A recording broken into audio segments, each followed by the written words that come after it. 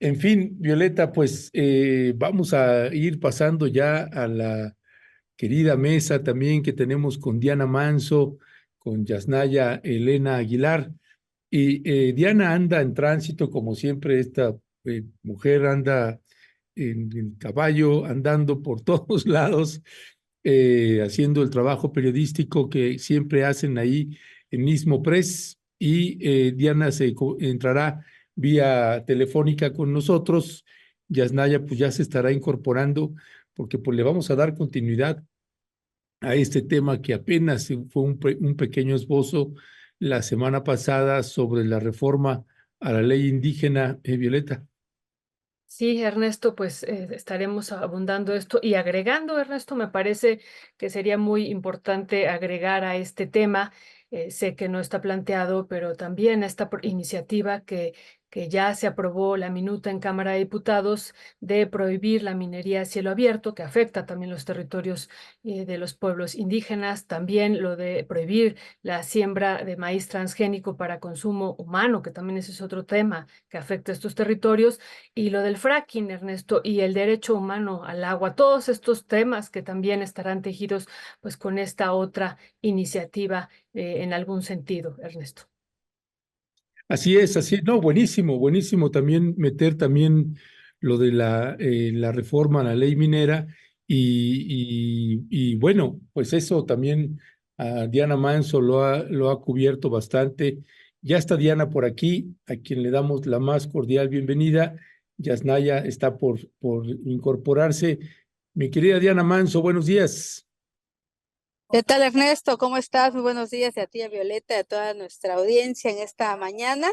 Pues retomando lo que tú habías dicho ahorita en esa introducción, ¿no? De esta reforma a la ley indígena, hacia los pueblos indígenas y lo que decía Violeta, ¿no? El que se avale que pues no se permita la minería, que no se permita la entrada del maíz transgénico, del fact chicken también, que de alguna forma afecta, ¿no? A nuestro territorio y que, como tú bien lo dices, se ha cubierto. Me hacían, fíjate que la semana pasada una entrevista respecto a esto también del tema de la ley indígena, y no es que esté mal, no es que todos los puntos que trae la ley indígena estén mal o que hay que cuestionarse.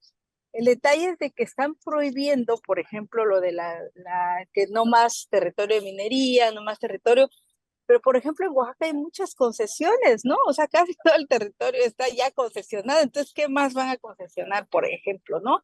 Y así pasa con diversas, pues, municipios, con diversos estados, y creo que por eso es donde nosotros nos detenemos, ¿no? A hacer este análisis de decir, o el tema de la consulta, por ejemplo, ¿no? Que decían, es que es importante que haya una consulta en los pueblos antes de que lleguen estos megaproyectos, pero les cuento, por ejemplo, en el Istmo de Tehuantepec, pues ya está el corredor interoceánico, ¿no? Ya están 28 parques eólicos, ¿no?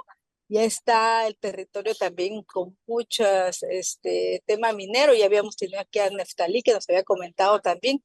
Entonces, muchos de los territorios indígenas, digamos, ya están como divididos, ya están concesionados, simplemente no se ha explorado, no se ha, estos territorios todavía no se ha explorado el tema de la minería, pero muchos ya están. Entonces, no sabemos si esta ley impide, ¿no?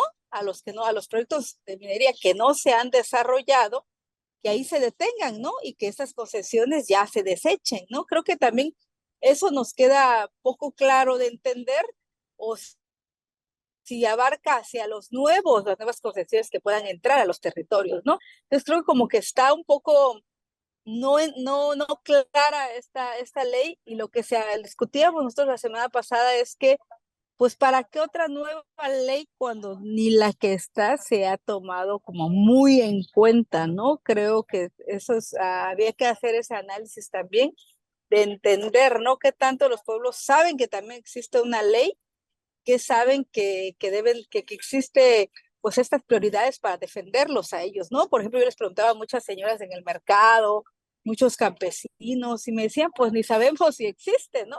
Solo sabemos que tenemos derechos, que también tenemos obligaciones, que como todo ciudadano o ciudadana tenemos que acatarnos a las leyes que van operando, que van apareciendo en cada vez que se reforma, en cada nueva iniciativa, Eso es lo que decía, ¿no? Pero creo que hace falta más como que dar esta visión de qué significa esta ley, ¿no? O para qué nos va a beneficiar otra nueva ley a la que ya teníamos, ¿no? También. Muchísimas gracias, Diana. Pues ya está aquí también con nosotros ya está ya. Muy buenos días, ¿cómo estás? ¿Nos escuchas? Buenos días, sí, les escucho muy bien. Muchas gracias, Jazz, por conectarte. Pues seguimos con esta discusión que ha sido muy importante la semana pasada, iniciarla aquí con ustedes y seguirla. Y seguiremos sabemos que esta minuta que se aprobó en la Comisión de Puntos Constitucionales en Cámara de Diputados en torno a la reforma del artículo 2 va a pasar al Pleno y después al Senado de la República. Y una situación importante que decíamos la semana pasada ya es que había pues otra iniciativa que también tenemos que rescatarla, que es esta reforma de los 15 artículos constitucionales. Entonces, sí puede que hizo el INPI y que se le entregó al presidente y que finalmente pues no es esa la que pone a discusión, sino esta que reforma el artículo 2 constitucional. Entonces, si podemos recordarle un poquito a la audiencia, pues cuáles serían los elementos que estarían quedando fuera, Jazz, y cuáles serían los elementos también que tú ves de fortalezas y algunas debilidades en torno a eso quedaría fuera. Y lo otro que estábamos también platicando ahorita con Diana es esta otra iniciativa que se aprobó la semana pasada, esta minuta también en la Comisión de Puntos Constitucionales, en torno a prohibir la minería a cielo abierto, la siembra de maíz transgénico para consumo humano, y también el fracking, la explotación de fracking y lo del derecho humano al agua, tener un derecho humano al agua, y por supuesto pues que eso tendría impacto sobre algunas industrias que le han dado preferencia al agua sobre el consumo humano. Jazz. Uy, son bastantes preguntas. Espero, bueno, ir como desgranando poquito a poco algunas. Quisiera empezar por lo de la reforma. Creo que a mí me sorprende, bueno, teníamos un poco para recapitular tal vez lo que ya dijimos la vez anterior, tenemos acuerdos de San Andrés, los acuerdos de San Andrés son traicionados, después en 2001 se hace una reforma ligera a comparación de lo que eran los acuerdos, que se celebra por una parte, otra gente dice, pues esto es una traición a esos acuerdos. Después, como promesa de campañas, respetar, bueno, hacer valer o por fin elevar a rango constitucional los acuerdos de San Andrés, es una promesa.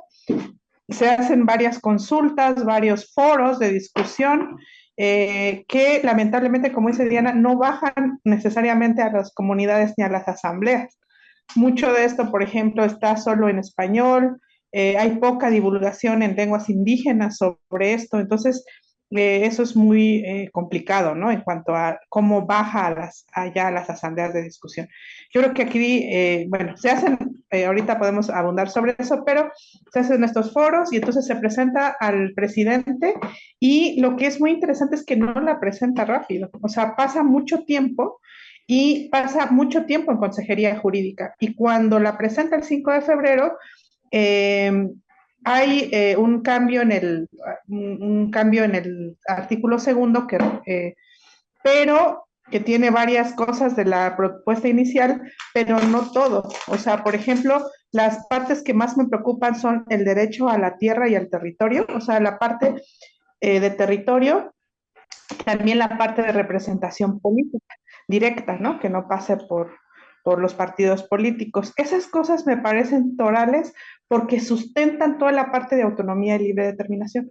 ¿Cómo voy a tener libre determinación y autonomía si no tengo control sobre el territorio y los recursos, bueno, los bienes naturales, como bien dice la propuesta inicial? O sea, no son para nosotros recursos, sino bienes naturales.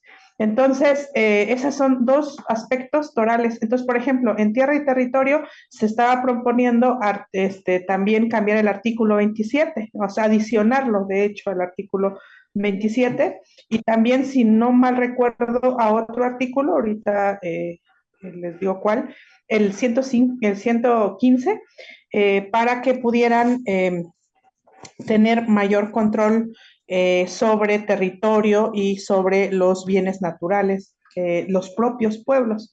Entonces, a mí eso me parece, ¿por qué al pasar por consejería jurídica, pudiéndolo presentar con ahorita lo que van a tener en la Cámara, o sea, pudiendo hacerlo realidad, no entiendo por qué no se hace. Y a mí me parece, no solo a mí, a muchas personas, la base de la autonomía y la libre determinación es poder tener la administración y poder tener autonomía sobre tu territorio. A mí esa es la parte que más me preocupa, además de la parte de la representación política. Ya, gracias, Yasnaya. Ese es uno de los temas también que han señalado también ya en algunas partes el derecho al territorio como una de las partes también centrales. Hemos planteado también, mi querida Diana, esta parte de por qué esto que señalaba Yasnaya, pues por qué no la presentaron toda. Esa es una pregunta que hasta la fecha no tiene respuesta. Y en esta lógica de lo que hemos venido platicando también, de poder hablar de lo que sí tiene y de lo que no tiene. Y hablando también de lo que sí tiene, de las partes que tú estás considerando, pues que sí eran fundamentales e importantes que ya estuvieran, que fueran ley. Y quiero hacer una precisión: hace un rato dije reforma a la ley minera, y no, es una reforma constitucional, no es una reforma a la ley minera, ahí me autocorrijo. Pero regresando al planteamiento, mi querida Diana, ¿cuál es esta parte que tú dices? Esto sí es algo que hemos peleado durante años y décadas y siglos. ¿Qué decir de esta otra parte, Diana? Bueno, pues mira, lo que nosotros hemos peleado como pueblo pues es el derecho a nuestra palabra también, ¿no? De hecho, que la palabra sea escuchada, pero también desde un punto de vista que se haga en nuestras lenguas, ¿no? Por ejemplo, el Ichazá, el Ayú, ¿no? O sea, estas lenguas que no se aterrizan así, o sea, están las reformas, avanzan, nos la presentan tan bonito a través de diversos medios de comunicación y todo, pero no la aterrizan precisamente, ¿no? Porque te digo, eso siempre yo lo he enfatizado, porque he ido a preguntarles, por ejemplo, a las señoras de los mercados, a los campesinos, a la gente que elabora, por ejemplo, un telar, a la gente bordadora, y me dicen, es que nosotros no sabemos nada de eso, ¿no? A nosotros nunca nos llega esa información, ¿sí? ¿Por qué? Porque no se, o sea, sí nos llega a través de los medios comunitarios, a través de la red comunitaria, a través de esto que hacemos aquí ahorita, ¿no? De estar discutiendo, pero en sí algo oficial de las autoridades nunca se aterriza porque no lo hacen en lengua indígena, a pesar de que ya está, y es una ley también, ¿no? Que todas las acciones y todo se puedan decir en nuestra lengua. Entonces creo que ahí nos está debiendo también el Estado esta parte, ¿no? Porque el territorio pues siempre se ha defendido. Por ejemplo, yo nunca he visto que un pueblo que le estén saqueando su agua no lo defienda, ¿no? O un pueblo donde están instalando muchos, por ejemplo, aerogeneradores, no lo defienda, por supuesto, siempre lo estamos defendiendo, ¿no? O sea, siempre porque es nuestra vida, si salimos, sacamos nuestra cara a la ventana, vemos cómo están trabajando y cómo están afectando el territorio, o sea, esto es parte de nosotros, pues, ¿no? Siempre hemos estado en esta lucha de la defensa y por eso cuando salen estas leyes, cuando salen estas leyes de que tú dices, a ver, ¿qué otra más sigue, no? A partir de esto y qué tanto a nuestro territorio ha llegado, ¿no? O sea, la lucha siempre ha estado, nosotros siempre hemos buscado, ¿no? La forma de que nuestras voces o nuestras ideas estén también presentes, ¿no? Por eso muchos defensoras viven esta criminalización después, ¿no? Cuando ya no les parece al gobierno que estás diciendo, ¿qué hacen? Te reprimen, te criminalizan, te golpean, te asesinan, te desaparecen, ¿no? Entonces creo que esa es la lucha constante que hemos llevado, pero aún así seguimos en resistencia y esta ley también por eso se está discutiendo, ¿no? Porque vemos que realmente no ha cumplido con las expectativas de que realmente sea, y lo que más me sorprende a mí es que, por ejemplo, hay diputados, hay gente de los que están como funcionarios que son de estos pueblos, ¿no? Indígenas, que son nuestros paisanos, pues paisanas, y que a veces dices tú, oye, ¿por qué está pensando así, no? ¿Por qué actuó así? Cuando ella y él o ella vino desde ese territorio y lo conoce perfectamente, ¿no? ¿Por qué no en ese momento dice, ¿Por qué no llevamos esa iniciativa y la traducimos a las diversas lenguas que tiene el país, ¿no? Para que puedan llegar y todo se discuta, ¿no? Y precisamente estas asambleas de las que hablaba ya, ¿no? Que como yo les decía, en el Istmo, quizás no sean las asambleas amplias, pero sí las hacemos, por ejemplo, las asambleas comunales, ¿no? O agrarias o ejidales, ahí se discuten todas estas leyes, ¿no? O en el mercado, ahí las discutimos, pero simplemente vemos esta omisión hasta el día de hoy que no se hace. Muchas gracias, Diana. Pues hace rato estábamos también comentando de algunos otros temas que podrían ser complementarios, ¿no? Que no están dentro de esta propuesta de reforma constitucional del artículo 2, y como estos otros temas que decíamos, pero hay otro que yo quisiera preguntarte, Jazz, y que vemos aquí una ausencia y que nos preocupa y que realmente tenemos que pensar hacia el próximo genio, cómo plantearlo, cómo modificarlo, que es esta situación de los candidatos y candidatas indígenas que lleguen a los espacios de representación popular, por ejemplo, a la Cámara de Diputados, y que hemos visto ahora pues muchos casos de usurpación de identidad y que la ley lo permite, ¿no? Finalmente no está prohibido, más bien hay una acción afirmativa que no es ley, es una acción afirmativa, y eso también es una situación que preocupa. ¿Cómo eso se podría plantear hacia el siguiente sexenio para que no sigan ocurriendo estas usurpaciones indígenas, Jazz? Bueno, yo creo que la mejor manera de evitar la usurpación en cualquier caso es tener representación política directa. Es decir, tú puedes decirle, oye, Morena, necesito tantos candidatos que sean indígenas, ¿no? Tantas mujeres, tantos, etc. En el caso de pueblos indígenas, claro, tiene que pasar a través de Morena o del PRI o del PAN. Si el pueblo mije pudiera tener una representación directa en el poder legislativo, por poner un ejemplo, sin tener que pasar por partidos, serían los propios pueblos mijes que enviarían a un representante que les represente, ¿cierto? Entonces, no tendrías por qué no habría usurpación, porque son los pueblos, saben quién es mije y quién es no, y enviarían a su representante. El problema ocurre cuando esto es en ausencia de la autonomía y la representación política. Ese es uno de los graves problemas que yo veo, ¿no?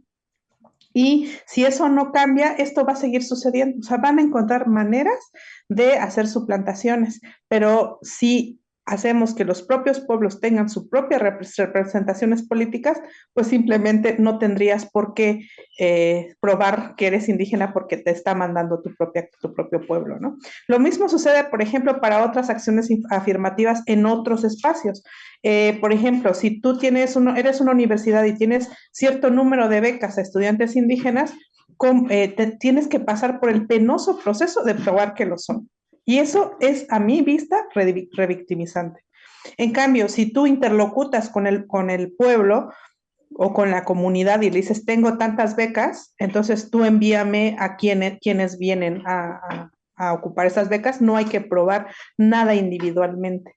Entonces yo creo que es la falta de representación política y de interlocución política lo que posibilita la usurpación de esos espacios, tanto en política, en cualquier acción afirmativa. Entonces, no es lo mismo, por ejemplo, desarrollar una universidad no sé, una universidad mije, en donde son integrantes del propio pueblo mije que están, digamos, haciendo funcionar o dirigiendo esa universidad, entonces no van a tener ningún problema en usurpación, porque sabemos quiénes somos mijes, ¿no? No hay que probarlo. En cambio, si es una universidad externa que va a ofrecer acciones informativas individuales, desconociendo el sujeto colectivo como sujeto político, pues esto va a seguir sucediendo una y otra vez. Cada vez que hay una usurpación, lo que nos pone en la cara es que quienes están decidiendo son los partidos, no los pueblos. Y generalmente, en mi experiencia, los representantes de pueblos indígenas votan no conforme su pueblo diga, ni le consultan, votan conforme diga su partido. Y además que las jurisdicciones, o bueno, las delimitaciones o los distritos electorales, pues pocos tienen cierta relevancia de pueblos, ¿no? O sea, el caso del distrito Mije creo que es único en el país, si no me equivoco, que es un distrito MIGE, ¿ven? Aquí, por ejemplo, sí podríamos tal vez enviar a nuestros propios representantes directos. Entonces, ¿cómo votaría un diputado indígena en la Cámara? Bueno, en teoría sería como del pueblo que viene, ¿no? Consultaría a las bases, a las organizaciones, las que haya, a las comunidades para votar en cierto sentido, pero eso no sucede. Los legisladores indígenas generalmente votan según su bancada, lo cual es bastante triste en muchos casos y evidencia un problema grave, que es la falta de representación política directa, que es una de las cosas descafeinadas en la reforma indígena. Yo creo que hay que ser muy claros, es decir, yo no estoy diciendo que no hay un avance en esta reforma, pero hay cosas que me sorprenden, ¿no? Primero es que no se evidencie lo suficiente que un gobierno a izquierda, pudiendo y teniendo todas las condiciones para reconocer, pero con potencia, el derecho al territorio, el derecho a la representación política, se haya quedado en un cambio pues culturalista, o sea, sí se avanza en alguna parte, pero básicamente sigue considerando a los pueblos indígenas solo como culturas diferentes, ¿no? En general. Pasa de ser considerado sujeto de interés público a sujeto de derecho, pero no como sujeto político. Hay como una gradiente en cómo se considera. Mi pregunta es, ¿por qué Andrés Manuel López Obrador y su consejería jurídica, teniendo todo a favor, o sea, pudiendo presentarla tal cual, eh, y teniendo muy probablemente que la van a aprobar por la mayoría que tienen en las cámaras, por la fuerza política que tienen, este era el momento? ¿Por qué antes siquiera de presentarla le descafeína la parte toral fundamental del territorio? Eso para mí es una gran pregunta. Aventura algunas respuestas. O sea, tenías todo para hacerlo, tenías todas las posibilidades. En el caso del 2001, pues Fox presenta como la propuesta ahí de Cocopa, o de lo que genera, y luego se la descafeinan en el Congreso. En la oposición lo hace, ¿no? Y después él sale a festejar como si no se lo hubieran descafeinado. Pero aquí el descafeinamiento sucede desde Consejería Jurídica, sobre todo en territorio, que a mí me preocupa muchísimo. No sé por qué. Yo creo que no hay un miedo todavía en el fondo de dar pleno reconocimiento, pleno, sí, no sé, de darle la potencia de realmente rehacer la relación entre los pueblos indígenas y el Estado. Si el Estado sigue siendo más importante en cuanto a nuestros territorios, y entendiendo territorio, lo que hay en el aire, en el subsuelo, o sea, todo lo que está en esa noción de territorio, las diferentes nociones de territorio, y si no puedes reconocerlo y sigues siendo tú, pues la relación va a seguir siendo paternalista, a mi modo de ver. Lo mismo pasa con la parte de jurisdicción, ¿no? Está también descafeinada y pues esperemos que ahora en la reforma judicial haya más de eso. Pero para mí es un gran misterio y o es al final la izquierda en el Estado sigue siendo el Estado. Y ahora en un golpe ahí bien raro de la política, bueno, que luego sí es común, ahora tienes a la gente de la oposición, cuando se discutió para los puntos constitucionales de lo que después se va a discutir en este nuevo periodo legislativo, era la oposición la que cínicamente estaba diciendo esto no está completo. O sea, ¿cómo lo ven? La oposición en 2001 hizo todo lo posible para descafeinarlo y para que quedara eso que quedó y para traicionar los acuerdos en Andrés. Y ahora resulta que es la oposición la que anda diciendo, ¿qué creen? No está completa, le falta el territorio. Es como que mejor cállense ustedes. Y la gran pregunta es, ¿por qué AMLO pudiéndolo hacer no lo hace? Al final, ¿sigue habiendo ese miedo de la balcanización de México? Me pregunto yo. Mm. Pues buena pregunta, mi querida Yasnaya. Diana, y aprovecho también a propósito de esto que está comentando ahorita Jazz, dice Sofía Pacheco, ¿no? Territorio y bienes naturales en control de los pueblos. Ok, dice, sin intervención del gobierno de la República, y después puede ceder u otorgarlo a quien quieran? Hace la pregunta Sofía Pacheco a propósito de esto que dice ahorita Jazz de el miedo, ¿no? Que puede representar, sea para gobierno o sea para poderes fácticos que hay en el país, sea minera, sea quien sea. Ese sería un planteamiento que te haría. Y el otro, que me parece que ahí Yasnaya toca una parte central, cuando habla, cuando Violeta le hace también la pregunta que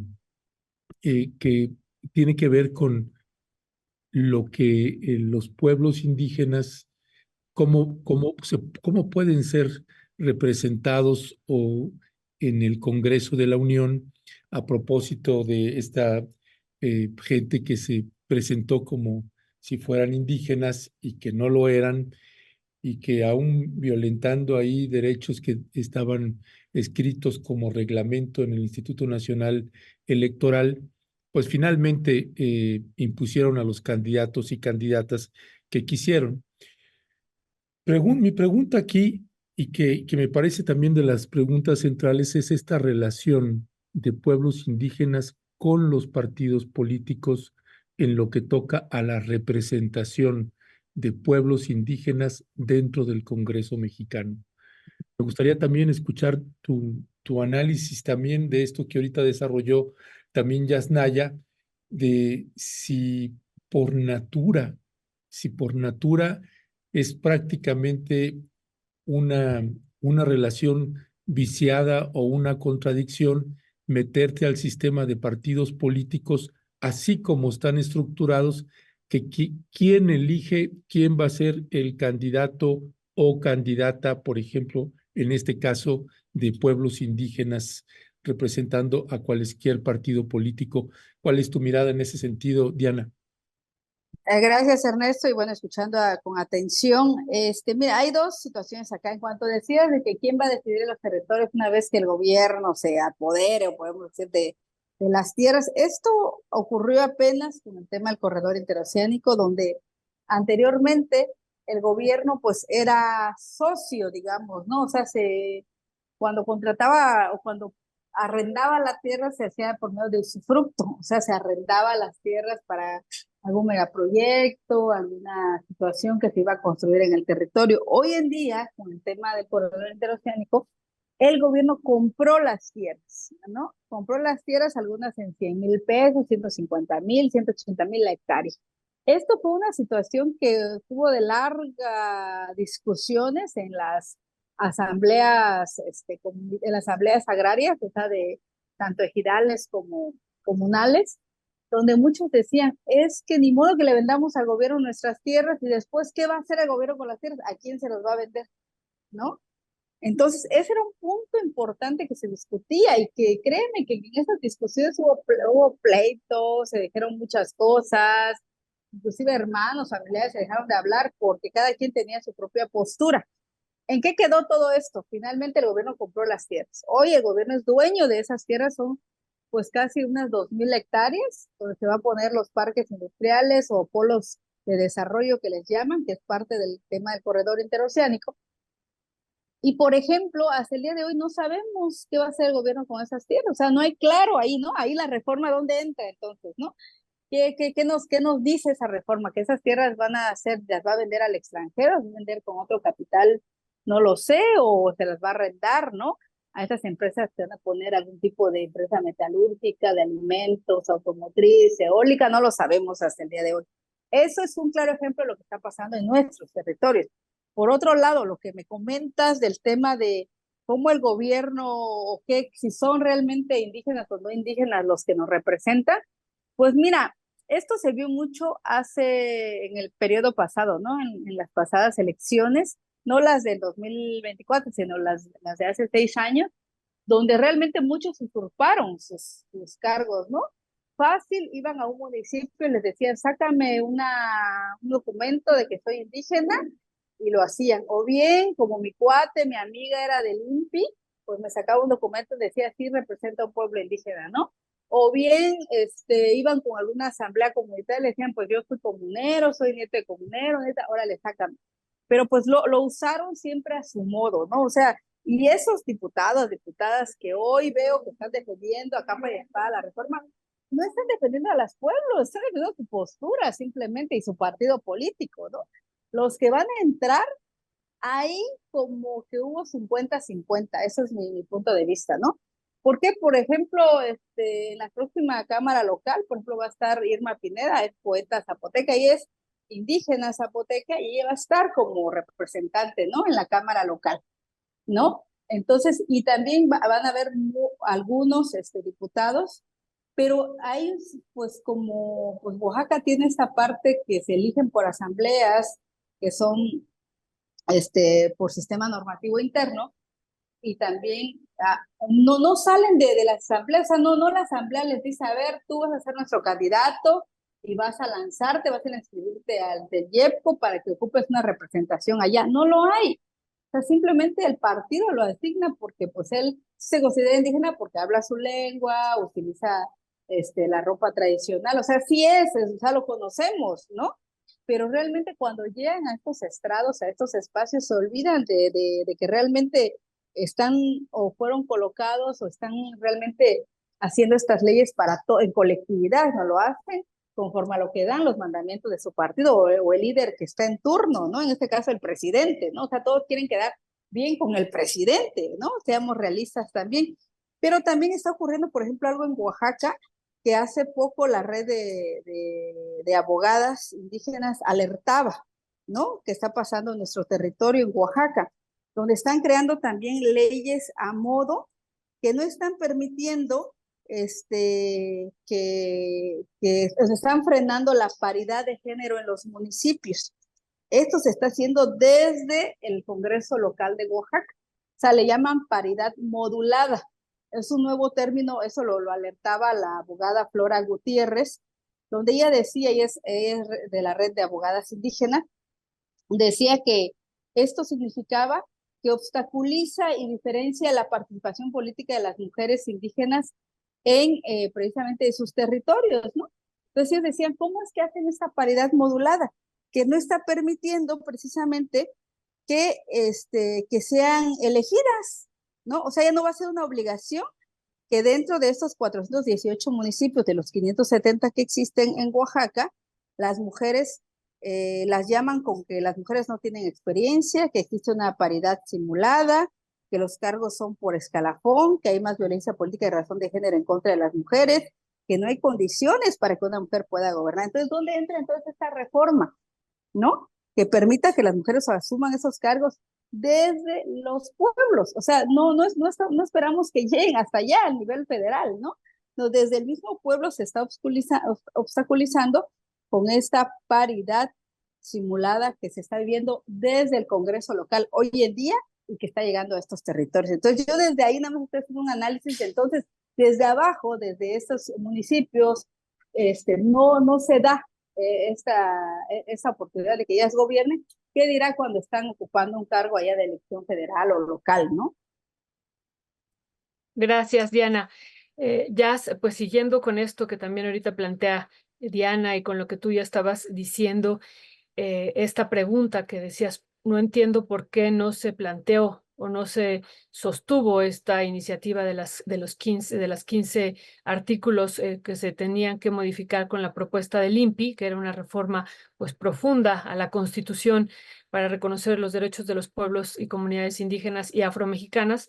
Una situación que vimos y que quisiera pedir tu reflexión, por ejemplo, con la reforma a la ley minera, la iniciativa que mandó el presidente originalmente y que no quedó esa iniciativa, pues fue la presión inmensa de grupos empresariales con mucho poder, con muchísimo poder nacional y extranjero, pues que pues no aceptaron, ¿no? Y bueno, ahí ya hubo algunos diputados que se dieron de todos los partidos, ¿no? Se dieron y defendieron algunos de ellos los intereses de clase.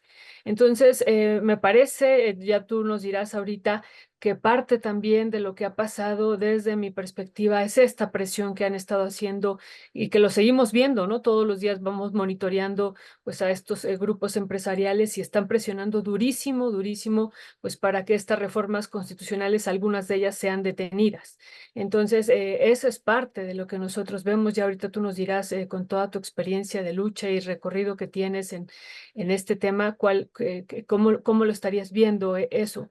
Y lo otro, Jazz, y que bueno, y los vimos ahí la semana pasada también en Cámara de Diputados ahí actuando, cabildeando para que esto se detenga.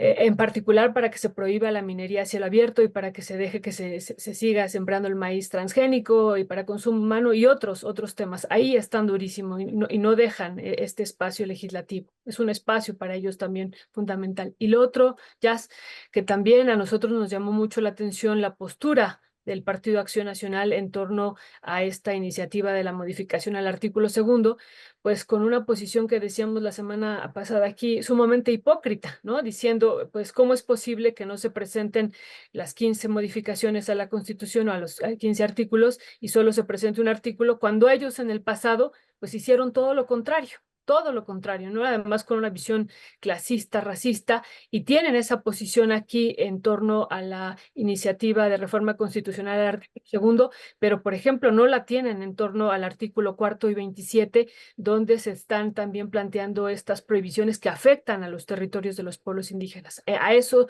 se están oponiendo y en eso han sido claros la semana pasada que no, pues el Partido Acción Nacional no va a votar a favor de esta otra reforma. Y entonces es contradictorio, ya por un lado dicen pues que está incompleta, como tú dices, que está descafeinada, pero por otro lado, pues están apoyando pues al gran capital, no dejando que se reforme el artículo 4 y 27, u oponiéndose, porque va a pasar, ¿no? Pero se están oponiendo. Ya, ¿qué decir sobre esto?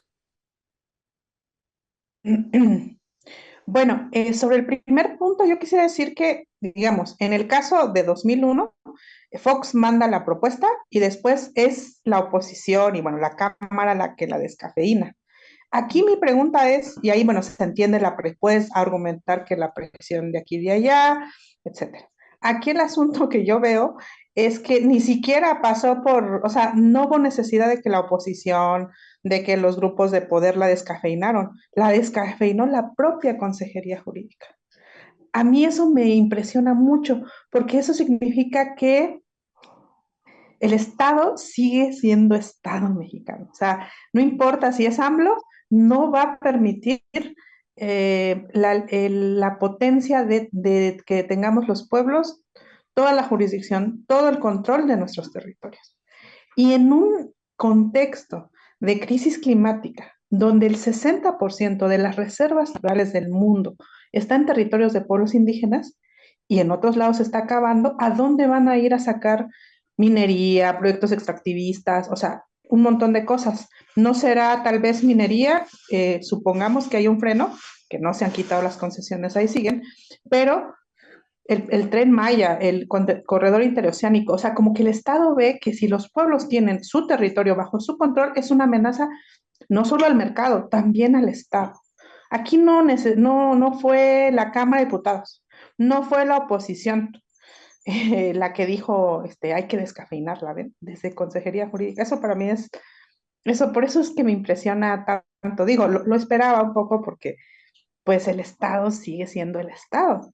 Y ya ni hablemos de un Estado plurinacional. Yo creo que a diferencia, en América Latina, aun cuando no se dijo que en México que esta propuesta presentada por el INPI era para buscar un Estado plurinacional, de facto, si se hubiera realizado, era eso. Entonces, seguimos con esta idea del Estado pluricultural y no del Estado plurinacional. Hay un salto ahí cualitativo gigantesco. Entonces, como vemos, los estados de Latinoamérica siguen con mucho miedo, temor de esto. Vimos lo que sucedió en Chile, ¿no? Vimos lo que ha sucedido en otros lugares y los estados donde ya está la plurinacionalidad, pues ya veremos ahí. Es decir, yo creo que da para otra mesa y aquí quiero proponer otra mesa sobre si este es el horizonte de lucha. Porque una y otra vez es mucho tiempo, es mucho trabajo para lograr esto, ¿y qué sucede? Te la descafeinan una y otra vez, ¿sabes? No pasa, no sucede. ¿Hay avances? No digo que no, significativos, pero lo toral, no. Y yo creo que la pregunta es, ¿por ahí debería ir la lucha? Yo creo que el movimiento indígena obradorista, yo ahorita veo dos movimientos indígenas. Bueno, hay que diferenciar entre comunidades y pueblos indígenas, movimiento y movimiento indígena. A veces no están tan conectados, pero en el caso del movimiento indígena ahorita hay un movimiento indígena obradorista, muy obradorista, y otro movimiento indígena llamemos alternativo, anticapitalista. Para este otro movimiento indígena alternativo, anticapitalista, que no es obradorista, está en la construcción de las autonomías de facto, o sea, están en otro proceso. Y mi pregunta es si queremos seguir en la ruta del reconocimiento. Yo no sé, o sea, tengo yo veo luces y sombras, y yo le llamo eso el efecto Señor, me has mirado a los ojos, porque de alguna manera es querer ver que el Estado te vea y te lea. En mi experiencia, en muchas ocasiones cuando el Estado te ve y te reconoce, te regula más. ¿Qué sucedió, por ejemplo, en Oaxaca? Durante mucho tiempo, siglos, los municipios de Oaxaca, antes comunidades, pero cuando se hace la figura del municipio, las comunidades, muchas de ellas se convierten en municipios, y empezamos a elegir nuestras autoridades como siempre lo hemos hecho, o sea, en asambleas, con un escalafón de cargos, etcétera. Esto era, digamos, ilegal para el Estado mexicano, porque según la ley orgánica municipal, en la elección de municipios debe haber partidos políticos, debe haber urnas, ¿no? Eh, ¿Cómo funciona el resto del país? Pues. Y entonces, ¿qué es lo que se hacía cuando el Estado no reconocía esto? Pues se le fingía al Estado de algún modo. Nosotros seguíamos nuestra vida como hasta ese momento y se le reportaba, en muchos casos comunidades reportaban que había ganado el PRI. Entonces decían, es que Oaxaca es muy priista. Es que en realidad no había elecciones como el Estado decía. Lo hacíamos con un sistema asambleario propio, un sistema de autogobierno. ¿Qué sucede cuando el Estado de Oaxaca reconoce estos sistemas normativos internos? Uno podría festejar y decir, qué bien, el Estado por fin lo reconoce. Crea un área de sistemas normativos internos, antes mal llamados usos y costumbres, en el Instituto Estatal Electoral, y ahora controla y valida nuestras elecciones. Y si tiene intereses, no las valida, manda administradores que roban dinero. Bueno, ha habido un montón de casos. Entonces, resulta que el reconocimiento redundó en mayor control del Estado sobre nuestros sistemas de autogobierno. Entonces, tendríamos que poner también un poquito atrás, dar un paso atrás y ver qué tanto las políticas del reconocimiento son necesarias, hasta cuándo sí o cuándo no. El modelo del Estado plurinacional y las políticas del reconocimiento van a ser para estatizar más a las comunidades más que comunalizar al Estado. No es que ahora los pueblos indígenas influyamos en el Estado, que tenga una visión más comunal, sino que ha hecho que los pueblos indígenas empiecen a frasearse a sí mismos en derecho positivo, en lenguaje de derecho positivo. Y yo creo que hay un asunto filosófico incluso en esa tensión. ¿Qué tanto conocimiento, qué tanto no? El propio catálogo que presenta pueblos y comunidades indígenas afros puede ser utilizado para mayor control en el futuro. Después tengas que derivar por ejemplo una política de cuota de sangre o de demostrar que desciendes de alguna persona que viene de esas comunidades, porque va a ser el Estado el que va a seguir diciendo quién es indígena y quién no. No deja eso a los pueblos. Yo creo que eso es lo que hay atrás en realidad. Para mí esa es la pregunta toral. Y bueno, siguiendo con eso, podemos seguir echándole todos los esfuerzos a que ahora sí nos reconozcan en el siguiente sexenio el territorio. Vamos a ver si sí, ¿no? O sea, y mientras tanto, los proyectos, megaproyectos avanzan, el despojo avanza, la emergencia climática avanza. Hay que pensar qué tan estratégico es esta lucha. Además, siento que salió muy caro la reforma, esta reforma ya descafeinadita, digamos, por la consejería.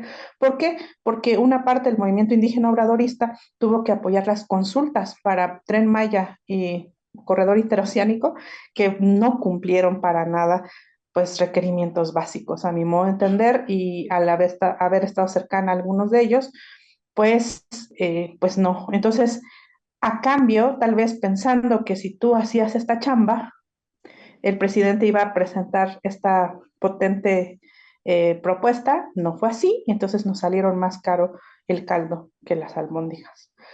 Em, y bueno, eso me parece muy preocupante. También el asunto con la consulta. En una intención que había del gobierno de consultar a unos pueblos zapotecos, a mí me encantó la respuesta de estas comunidades que dijeron, ustedes no nos van a consultar, yo voy, me consulto, ya tengo asambleas, regreso y te doy la respuesta. También es que tanto la ley de consulta al, digamos, ponerla, estructurarla y encorsetarla, va a estar en control del Estado. Entonces, mi observación es que lo que el Estado reconoce generalmente lo controla. En cuanto, un poco regresando tal vez rápidamente a la pregunta que hacían en la sección anterior, que decía, bueno, pero si les damos todo el territorio a los pueblos indígenas, ¿qué tal si lo entregan a otros intereses? Hagamos un poquito de memoria. ¿Quién ha entregado territorio nacional a otros intereses? El propio Estado mexicano. Si no se acuerdan, pues entregó casi toda California, ¿no? California, Texas, o sea, más casi la mitad del territorio mexicano. Y no fueron los pueblos indígenas, fue el Estado mexicano. ¿Quién comprometió el istmo de Tehuantepec en un tratado que por fortuna no se terminó a cumplir? Benito Juárez. Entonces, si hemos visto, no son los pueblos los que han entregado los territorios a intereses, sino ha sido el propio Estado. Entonces, yo creo que habría que temer más que de los pueblos. En cuanto a eso. Ya no me acuerdo de tu segunda pregunta, Violeta. Perdón, ya me extendí bastante. No, maravilloso. Perdón, estaba yo aquí silenciada. No, ya has contestado perfectamente bien y no, realmente nos ilustras muchísimo y das elementos muy importantes. Gracias, Jazz. Sí, gracias, Yasnaya. Es una respuesta pues bastante completa y te preguntaría sobre estos temas también, sobre estos ejes que está colocando Yasnaya, Diana. Estos dos movimientos que yo comparto también, indígenas, uno una corriente López Obradorista y otro con una corriente más antisistémica. Y que evidentemente se han confrontado. El presidente López Obrador, pues prácticamente rompió con este bloque antisistémico y ha sido muy difícil poder lograr ahí una comunicación. Es un tema que desde mi punto de vista pues se enoja al presidente cuando uno menciona esos temas. Y yo me quedo pensando, por tanto, en el principio de autoadscripción, en la realidad que nos habita. Es decir, estos dos mundos que colocaba también ahorita Yasnaya, en el antisistémico y el oficialista, eh, es posible que eh, pueda haber una convivencia en ese sentido. Tengo la impresión, Diana, que es más lo que se puede estar destruyendo en términos de pueblos indígenas que lo que se está construyendo. Eh, em, pero no sé cuál es tu percepción desde el territorio, porque acá vemos unos avances que me parece también cómo mirarlos o dónde colocarlos. Por ejemplo, la prohibición de la minería a cielo abierto, ¿no? Reformas que nos parecen estructurales y que tienen una importancia pues no menor. Y por el otro lado, pues este sistema político, económico, que nos puede traer un corredor interoceánico, que nos puede traer un tren Maya. Y esas son estas corrientes que están ahí empujando, pareciera que hacia lados contrarios. No sé cuál es tu percepción en ese sentido, pensando en si es posible que pudiera funcionar un sistema de autoadscripción sin que termine de reventarse, pues es una situación que me parece que va diluyendo pueblos indígenas. No sé cuál es tu mirada ahí, Diana.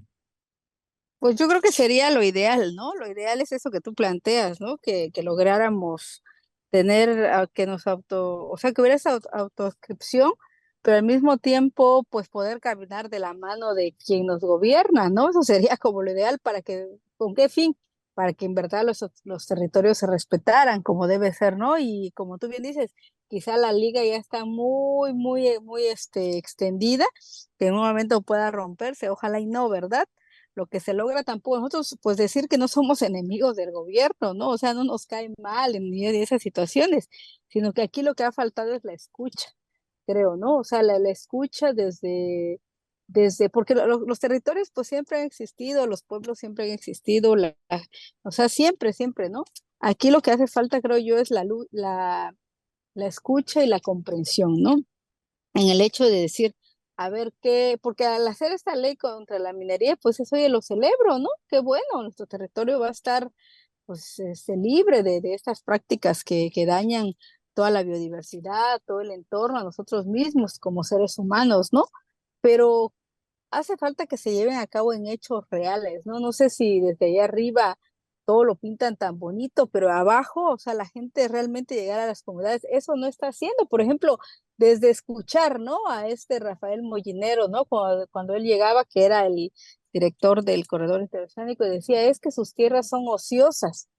O sea, ahí están, ya no sirven para nada, están llenas de monte, mejor véndanoslo. Así llegaba con esa idea, ¿no? Entonces tú dices, oye, ¿cómo puedes llegar con ese lenguaje a unas comunidades donde están defendiendo su territorio, donde la resistencia es alta? Pues rompes todo lineamiento de poder llegar a una cordialidad, ¿no? Creo que eso ha faltado, ¿no? Esa comprensión y esa forma de escuchar, ¿no? De ese entendimiento realmente entre los que tienen allá el poder, están allá cercanos, entre los que mueven esos proyectos y realmente adecuarse, no folclorizar, no para nada, pero sí adecuarse y tener esta relación directa, ¿no? Creo porque yo creo que sí se puede, o sea, sí va a costar muchos años, demasiados, ¿no? Pero creo que sí pudiera lograrse, ¿no? Pero mientras sigan teniendo estas prácticas, que desde los escritorios, desde las consejerías, como lo decía Jazz, sigan tomando decisiones sin escuchar realmente lo que realmente, porque ¿de qué sirve que se hable, que se escriban, que se digan muchas cosas si no se escucha? ¿No? No hay esa comprensión, ¿no? Yo rescataría estos dos puntos, ¿no? Que hacen falta para poder realmente, y realmente que quieran, ¿no? Que quieran realmente hacerlo, ¿no? Sería eso, esa es mi postura. Muchísimas gracias, Diana. Pues tenemos que cerrar con Jazz. Les agradecemos muchísimo, la verdad, que podamos seguir abundando sobre este tema, ¿no? Que hay múltiples miradas también. Pues, después vamos a buscar, ya buscamos, ¿no? Algunas compañeras tojolabales que también han estado pues muy activas en este tema y también para tener su mirada y su visión. Pero nos interesaba mucho aquí en la mesa con ustedes abundar sobre esto y seguir, ¿no? Seguir en esto que tú decías, Jazz, pues rescatando esta iniciativa que envió el INPI, que no hemos dejado de hablar sobre ella. ¿Con qué cerrarías, Jazz? Yo te preguntaba esto que tú decías, ¿cuál es la segunda pregunta? Creo que ya se desconectó, ¿verdad? Sí, es que se me hace que se le cayó la... Sí, tuvo algún problema, porque ya de repente ya no la vi. Pues tendríamos que cerrar, entonces le pediríamos a Diana. Ella puede cerrar con 2 minutitos. Ahí está ya. Volvió a conectar, ya se volvió a conectar. Ya, Ujú. ya nos estás escuchando. Sí, no sé qué pasó, que se me desconectó. Ah, ok, pues decíamos que con qué cerrarías sobre este tema. Te estábamos preguntando hace rato también la postura que tú misma decías de algunas legisladoras en torno a decir que la propuesta estaba incompleta, pero en el pasado y en el presente, pues siguen votando a pesar de este discurso en contra de los territorios de los pueblos y comunidades y núcleos agrarios y en general. Ya, ¿qué decir sobre esto? Pues yo creo que justo es la evidencia de la falta de representación política directa, ¿no? En otros estados del mundo, los pueblos indígenas tienen parlamentos indígenas, es decir, tienen organismos legislativos propios, ¿no? Por así decirlo.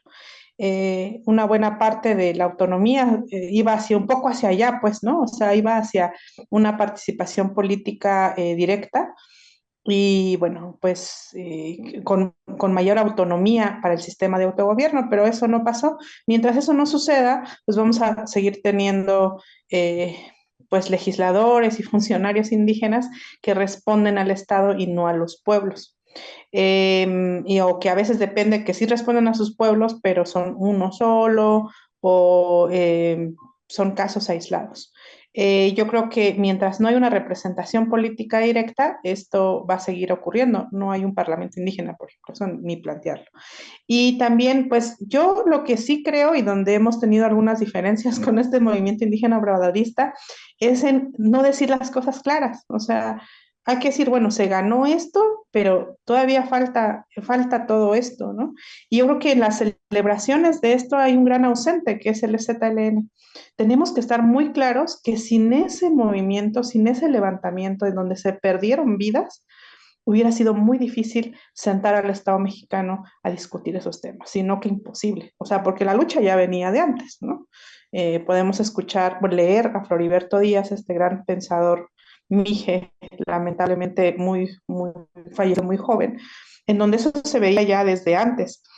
Pero ese levantamiento que costó vidas, pues es lo que hizo que sentara al Estado a esos acuerdos. Y de ahí deriva, o sea, incluso lo poco que se ha ganado en esta vez, si no sabemos qué vaya a pasar en la Cámara, yo creo que va a ser aprobada, ojalá, eh, pues es producto de todo eso. Lo que es muy interesante el vaivén político es que mientras en 2001 una buena parte del movimiento indígena decía, no, eso no es bastante, o sea, eso es poco, están traicionando los acuerdos, ahora más bien se trata de minimizar lo que no se logró y maximizar lo que se logró, agradeciendo a mi modo de ver exageradamente al presidente, a Claudia Sheinbaum y a la Cuarta Transformación.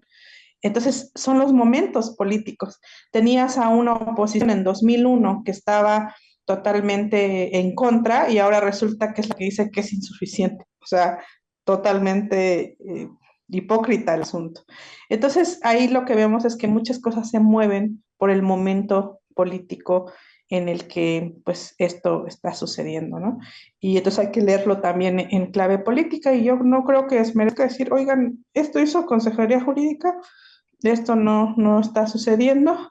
Y bueno, pues mientras no haya esa representación política directa, pues cosas van a cambiar.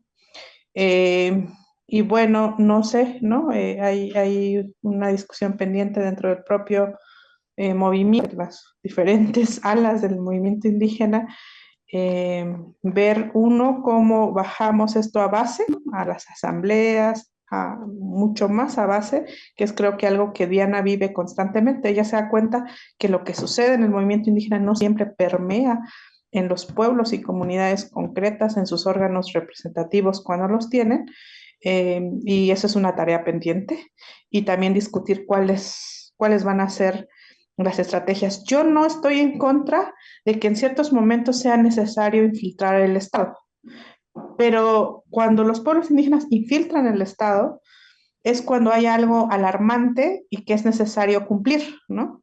Pero generalmente lo que pasa es que muchos diputados, legisladores de pueblos indígenas, no es que sean enviados infiltrados de los pueblos dentro del Estado para lograr sus intereses. Generalmente es cooptación y entonces más bien luego estos legisladores indígenas o políticos indígenas se convierten en la cara del Estado que luego infiltra a nuestras comunidades. Entonces, una cosa es infiltrar al Estado, otra es que el Estado te infiltre con alguna persona también de un pueblo indígena y creo que ahí hay una gran diferencia también. Eh, que bueno, esta es la situación en la que estamos. Vamos a ver cómo aprovechar ciertos recovecos para seguir defendiendo los territorios. Yo creo que hay avances y hay que agarrarse un poco de aquí y allá. Y bueno, lo que vemos siempre con López Obrador es estos bandazos, ¿no? Eh, que a veces es difícil leer, entre que se está en contra de la ley minera, pero nunca se terminó de prohibir el fracking, parece que ahora sí, pero no. Es complejo, es un movimiento. Ya, pues Yasnaya y Diana, muchísimas gracias como siempre. Y sí, esta parte que señalas también nos parece que esos llamados acuerdos de San Andrés, el papel del EZLN y añadiría del Congreso Nacional Indígena, pues nos parece que no hubiera sido posible esta reforma sin el papel del EZLN y del CNI ahí, que les tocó precisamente abrir brecha y además convocar a los pueblos indígenas a los distintos pueblos indígenas del país, a que participaran en esos diálogos de San Andrés, en esa mesa paralela que había, porque el gobierno pues nada más quería la negociación con pueblos indígenas de Chiapas vinculados con el EZLN, y el EZLN dijo, no, hay que traer a todos los otros pueblos y hay que discutirlo. Y un poco ahorita que señalabas, Yasnaya, retomabas esto de las consultas, pues así funcionaban precisamente los diálogos de San Andrés. Se planteaban los temas en la mesa, después los pueblos se iban a sus comunidades a hacer las consultas y 3 semanas después regresaban a la siguiente sesión ya con las respuestas de esos acuerdos. Pues sí, procesos interesantes que no hay que perder de vista. Así que Diana Manso, Yasnaya, como siempre, muchísimas gracias. Les mandamos un fuerte y fraterno abrazo.